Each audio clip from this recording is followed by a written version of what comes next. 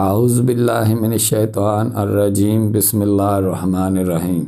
ناظرین و سامعین، ASS کی طرف سے محمد عمر آپ کو سلام پیش کرتا ہے اور امید رکھتا ہے کہ ہم سب اللہ تعالیٰ کے فضل و کرم سے بخیر و خیریت اور خوش و خرم زندگی گزار رہے ہوں گے۔ اللہ تعالیٰ ہم سب کو اپنی حفاظت میں رکھے، آمین۔ اس سے پہلے میں نے دعا کی قبولیت پر بات کی تھی کہ دعا کی قبولیت کے لیے اللہ تعالیٰ نے کیا شرائط رکھی ہیں۔ اب دعا کی اشکال میرے نزدیک دو ہیں، ایک دعا کی ظاہری شکل ہے اور ایک دعا کی باطنی شکل ہے۔ پہلے میں دعا کی ظاہری شکل کے اوپر کچھ بات کروں گا۔ ظاہری دعا ظاہر ہے کہ ہم نماز کے بعد اکثر کرتے ہیں، اللہ تعالیٰ سے مانگتے ہیں، اس کے آگے اپنی حاجات رکھتے ہیں۔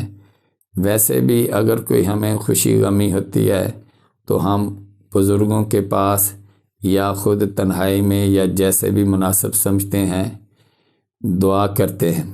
دعا جو ہے وہ مانگنے کا نام ہے، لیکن تھوڑا سا غور کریں تو بات تھوڑی سی اور آگے بڑھ جاتی ہے۔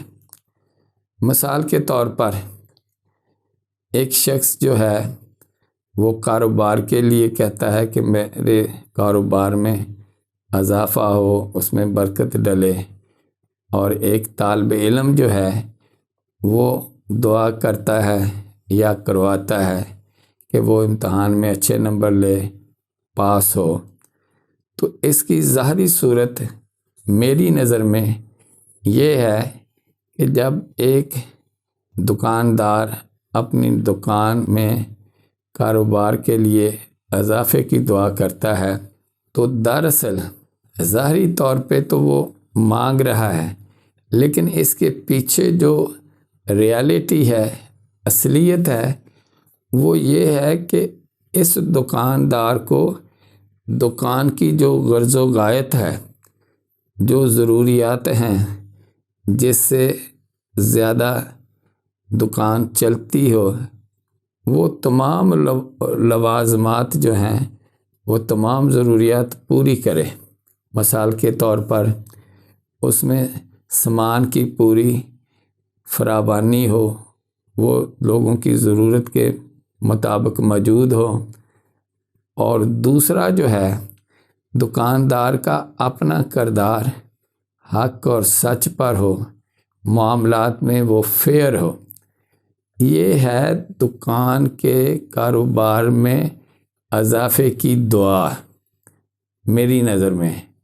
اب دوسری طرف آ جائیں، ایک طالب علم کہتا ہے کہ یا اللہ مجھے امتحان میں پاس کر دے، تو اس کا مطلب یہ ہے کہ وہ طالب علم اس بات کا تکرار کر رہا ہے یا اس بات کا اظہار کر رہا ہے کہ اس کو پاس ہونے کے لیے جو کورس، جو نصاب دیا گیا ہے، اس کے اوپر وہ عبور حاصل کرے، اس کو اچھی طرح سے سمجھے، جانے، اور امتحان کی تیاری اس طرح سے کرے جس طرح سے اس کی ضرورت ہے۔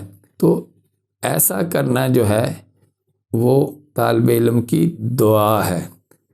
دوسرے لفظوں میں دعا ظاہری کے یہ مفہوم ہوا کہ جس چیز کے لیے بھی ہم دعا کرتے ہیں یا کروانا چاہتے ہیں، اس چیز کے لیے جو ضروریات ہیں، جو لوازمات ہیں، وہ پورے کرنا ضروری ہیں۔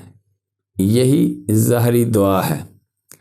دوسری دعا جو ہے وہ باطنی ہے۔ اس پہ پھر انشاءاللہ تعالی ہم اگلی ویڈیو میں بات کریں گے۔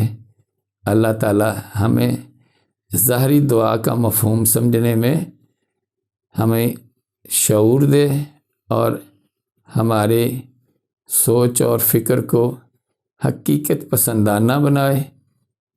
اللہ ہم سب کا حامی و ناصر ہو۔ اللہ حافظ۔